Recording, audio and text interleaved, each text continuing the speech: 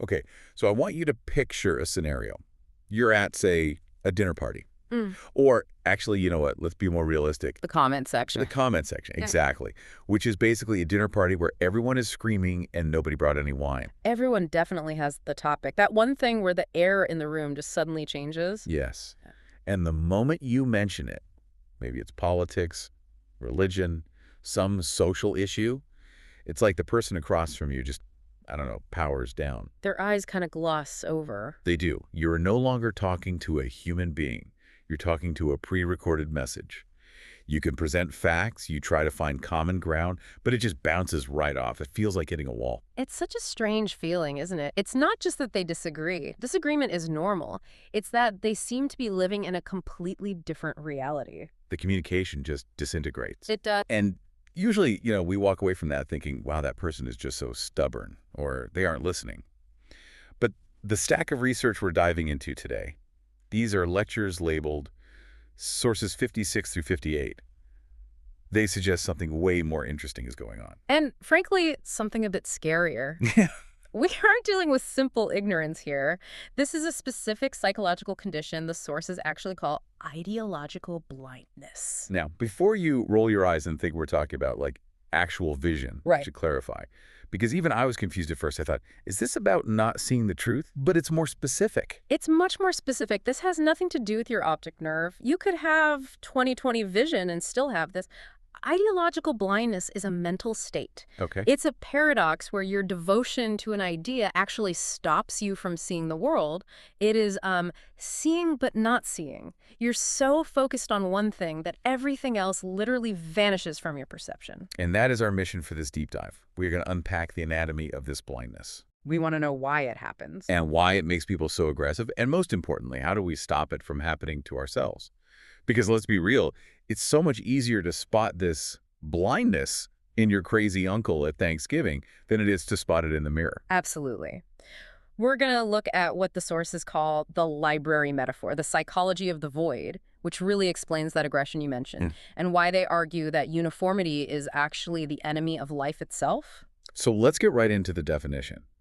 How do the sources separate just having a strong opinion, which is fine, right? We all have strong opinions, Of course. from being ideologically blind? Like, where's the line? Well, it starts with the idea of belonging. Hmm. The sources are clear that humans need anchors. We need a place to stand, a political party, a religion, a social movement. That's natural. It's totally natural. It grounds us. Nobody just exists in a vacuum. We all want a team. Exactly. But the blindness kicks in when that idea stops being a foundation you stand on and it starts being a cage you live in. Or, to use the source's language, it becomes a rigid mold. So instead of you holding the The idea, idea holds you. Precisely. The person starts to transform. They stop living their own life and start living as a sort of vessel for this one idea. Their whole life becomes organized by this dogma. wow. And to explain how this works, the source material uses this incredible visual. They call it the library metaphor. I loved this visual. It's so good. I really want everyone listening to picture this with us. Okay, so imagine a library, a massive, like, cathedral-style library. Right, floor-to-ceiling shelves. Exactly. Thousands of books, different languages, centuries, history, science fiction. It's infinite. It represents the sum total of human knowledge and experience. Okay, so a normal person, or let's say a curious person, walks in, maybe browses a bit, picks up a book on history, then one on biology. They compare them, they synthesize, they realize just how huge the library is. Right. But the ideologically blind person, they walk into this infinite room and they pick one book, just one. And here's the kicker. They don't even read the whole book. They open it to a single page. And they just stare at it. They put their face about 2 inches away from the paper. They stare at that one page with such intensity that two things happen. First, let me ask you, if you put a book 2 inches from your face, can you actually read it? No, not really. It's just a blur of ink. You lose the sentence structure. Exactly. So they can't even read the page properly because they've lost all perspective. But the second thing is even more important. Because their face is buried in that page, they are physically blind to the millions of other books all around them. They're standing in a palace of knowledge. And they've shrunk their entire universe down to a single paragraph. That is such a powerful image. It's willful tunnel vision. You're ignoring the entire architecture of the building just to obsess over a footnote. And the tragedy is they interpret everything through that one page. Right. A war breaks out. It's because of the page. The economy crashes. All explained by the page. A celebrity gets divorced. Somehow it fits onto the page. It's a total loss of nuance. But this explains the aggression we talked about in the intro, doesn't it? Oh, yeah. Because if I come up to you in that library and I tap you on the shoulder and say, hey, have you seen this other book over here? It's got a cool picture. I'm not just making a suggestion. No, to them, you are attacking their entire reality. Exactly. If they acknowledge the other book, they have to pull their face away from the page. They have to step back. And they are terrified to do that. So they lash out. They lash out. They want to burn the other books. They want to silence you. It's seeing blindness. They see the page so clearly, but they're completely blind to the library. Which brings us to the big question of why. Why would anyone do that? Why bury your face in one page when there's this whole amazing library to explore? Right, because when I meet these people, let's go back to the dinner party, they don't seem scared. No, not at all. They don't seem like they're hiding in a book. They seem incredibly confident. They're loud, passionate. They are ready to debate you into the ground. Oh, yeah, they have all the talking points memorized. It looks like strength, doesn't it? It looks like total conviction, like they have it all figured out. But the sources say, look closer. They argue this rigid, aggressive clinging to one idea. It isn't a sign of fullness. It's a sign of a void. A void, as in emptiness. Yes. Think about it. If you're truly confident in who you are, if you have a complex, sturdy identity built on experience and reflection, you don't panic when someone disagrees with you. You get curious. You get curious. You think, that's an interesting perspective. I wonder why they think that. Right. You have enough internal mass to handle the gravity of someone else's opinion. You don't feel threatened just because they see things differently. Precisely. True confidence allows for curiosity. But the page starer typically has this deep inner hollowness. The sources call it a lack of self-certainty. They haven't really digested these ideas. They haven't integrated them. No. They're using the ideology as a kind of exoskeleton. An exoskeleton, like a crab. Exactly like a crab. They're soft and unsure on the inside, so they wear this hard, rigid, armored ideology on the outside just to keep themselves upright. So if you challenge the ideology... You aren't just challenging an opinion, you're kicking out the crutch that's holding them up. That makes so much sense. That explains the panic. It explains why they go from 0 to 100 so fast. It's a defense mechanism. They aren't fighting for a policy. They are fighting for their psychological survival. It's survival. They're loud because they're hollow. They need the echo of their own voice to feel real. So when they try to silence you or they storm out of the room... They're fleeing. They literally cannot afford to hear you. Their internal void is terrifying to them, and that page is the only thing covering it. It's such a paradox. The harder they fight, the more fragile they actually are. But I want to pivot here, because the source material does something really surprising next. It moves away from psychology and gets almost artistic. Yeah, this was my favorite part of the reading. It was so unexpected. It compares this ideological rigidity to the natural world, basically asking the question, does nature act like an ideologue? And the sources make this beautiful aesthetic argument against dogma. They ask us to just look outside, look at the sky. Okay, I'm looking at this guy in my mind. Is it just one thing? No, it's billions of stars. And those stars aren't uniform. Some are huge red giants, some are tiny white dwarfs, some are bright, some are dim. Even the color of the sky isn't just blue. Not at all. It shifts through thousands of shades of indigo, violet, gray, orange. It's infinite variety. It changes every single second. Now imagine if the sky was just a flat, single sheet of one color. No stars, no clouds, just one oppressive shade of beige. It sounds like the feeling of a DMV. It sounds miserable. Oh, it'd be terrible. So oppressive. The source also uses the metaphor of a forest. You walk into a forest, you hear a symphony. Yeah, birds, crickets, wind, maybe a wolf howling. It's noisy. It's chaotic. And the flowers? You don't just see one type of daisy and perfect rose. You see chaos. Different species fighting for sunlight, vines climbing trees. And the host in the source material asks us to imagine a world where there's only one type of animal making one type of sound. Oh, God. A forest where every single bird just screams the exact same note at the exact same time. It's a nightmare. It's sterile, and the word the source uses is boring. Boring. That really stood out to me. We usually think of extremists as dangerous, and we'll get to that, but the source calls them boring. It's a harsh take, but think about the page starer again.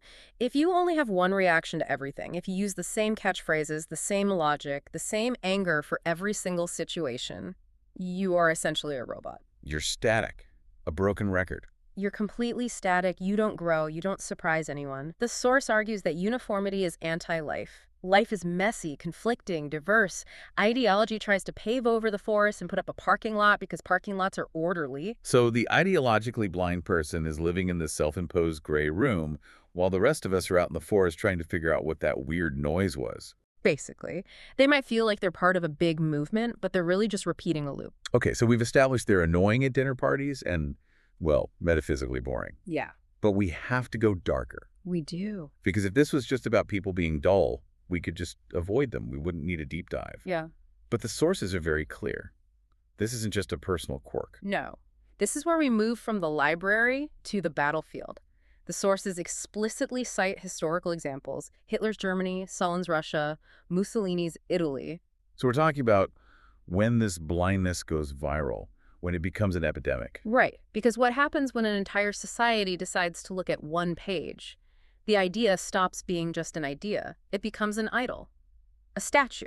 And the sources mention this idol is usually embodied by a leader, right? Yes, but the leader is just an avatar for the idea. And the society starts to organize itself entirely around this one rigid mold. And remember the library metaphor. The person staring at the page wanting to destroy the other books. Now you have a whole nation that wants to burn the library. Exactly. The source describes this awful progression. People start killing other people. People start dying themselves. And the horror is they often don't even fully understand why. They're dying for a slogan. They're killing for a page in a book they haven't even properly read. It becomes completely anti-human. That is the core danger. Ideological blindness eventually wants to destroy the organism of society. A healthy society is like that forest, diverse, conflicting, noisy, alive. A blind society wants to purify the forest. And purify usually just means kill everything that doesn't look like us. It's the elimination of the other, because the other creates cognitive dissonance. Yes. If you need everything to fit on your one page and you see a human being who doesn't fit on that page, the logic of blindness says you have to erase the human being. It really, really raises the stakes. Maintaining an open mind isn't just a nice-to-have soft skill. No. It's not just about being polite at Thanksgiving. It's actually a defense mechanism against tyranny. Absolutely. Skepticism and curiosity, they are the immune system of a civilization. If we lose the ability to look at other books, we lose our humanity. So let's assume the listener is nodding along thinking, okay, I don't want to be a boring robot, and I definitely don't want to fall into totalitarianism. What's the cure? Because it feels like the algorithm is designed to keep us staring at our page. It is, it absolutely is. But the sources offer some specific antidotes, and they range from the philosophical to the very, very practical. Let's start with the practical. I really liked the 3 to 5 day rule. Can you break that down? This is a challenge for everyone listening. The rule is simple. Check your consumption diet. If you realize that for the last, say, 3 to 5 days, you've only read articles, watched videos, or listened to things that agree with your current worldview, you have to stop. You have to interrupt the pattern. You have to deliberately go out and consume content from the opposite perspective. And I don't mean hate watching it just to make fun of it. I mean watching it to try and understand it. And let's be honest, that is painful. Yeah. It feels physically uncomfortable to listen to someone you fundamentally disagree with. It can make your blood boil. It's incredibly uncomfortable. Your brain will scream at you. You'll want to turn it off. You'll feel that urge to flee or to silence them. But the source says you have to do it. But why? Is the goal to change my mind? Not necessarily. You don't have to agree with them. You can still think they're wrong. But you have to remind your brain that other perspectives exist. Okay. You have to remind your brain that the library has other books. That's like resistance training for your mind. Exactly. It prevents the blindness from setting in. It stops you from thinking, my page is the only page. It exercises the muscle of tolerance. If you can listen to an opposing view without panicking, you've conquered the void. That leads to the broader antidote, which the source is called universal thinking. Universal thinking is that commitment to grant opposing views visiting rights inside your head. You have to cultivate a mental library that stocks different kinds of books. You don't have to believe them all, but you have to let them sit on the shelf. But the ultimate foundation for all of this, And I think this is the most beautiful part of the whole thing, is humanism. Yes. This is the moral anchor. If we want to avoid that cage, we have to prioritize human dignity over ideas. That sounds simple, on a bumper sticker, but in practice, it's really hard. It is. It means you value the person you're arguing with more than you value winning the argument. That's it. Yeah. The source uses this imagery of fingerprints, eye color, dreams. Every single human being is a unique world, a unique combination of experiences and biology that has never existed before and will never exist again. So even the guy screaming in the comments section has a unique fingerprint and a history that got him there. Exactly. And to just flatten that unique world because it doesn't fit your dogma, that's a tragedy. We have to teach ourselves that human happiness and life are more valuable than rigid ideas. If an idea requires you to dehumanize someone to make it work, the idea is the problem, not the person. It's a call to return to the complexity of the forest, to accept the noise. To accept the messiness, and to realize that a society where everyone agrees is a graveyard. So let's just recap this journey. We started in a library, watching someone stare at a single page until they went blind. We looked at the void inside them that makes them cling to that page. We saw how boring and sterile that uniformity is compared to the stars and the forest. And we looked at the darker side, how that boredom can slide into tyranny if we're not careful, how ideas can turn into idols that demand human sacrifice. And the way out. Read different books, listen to different voices, do the hard work of that 3 to 5 day rule. And just remember that the person across from you is a universe, not just an obstacle. It's a constant practice. You're never cured once and for all. You have to wake up every day and choose to open your eyes to the whole library. It really makes you think about your own bookshelves, doesn't it? Metaphorically. Are we only stocking one kind of book? Are we getting angry when someone suggests a different title? It's a question we all have to ask ourselves. I want to leave everyone listening with a final thought from the source material. It's a question about that choice between the cage and the forest. The thought is this. If a society forces everyone to be the same, if it forces everyone to sing the exact same note, it doesn't just become oppressive. It becomes a place where life itself loses its color and its joy. It becomes a graveyard of potential. So the question is, are you willing to embrace the noise of the forest, the disagreements, the confusion, the variety, to avoid the silence of the cage? that is a question worth answering. Check your bookshelves, everyone. Thanks for diving in with us. See you next time.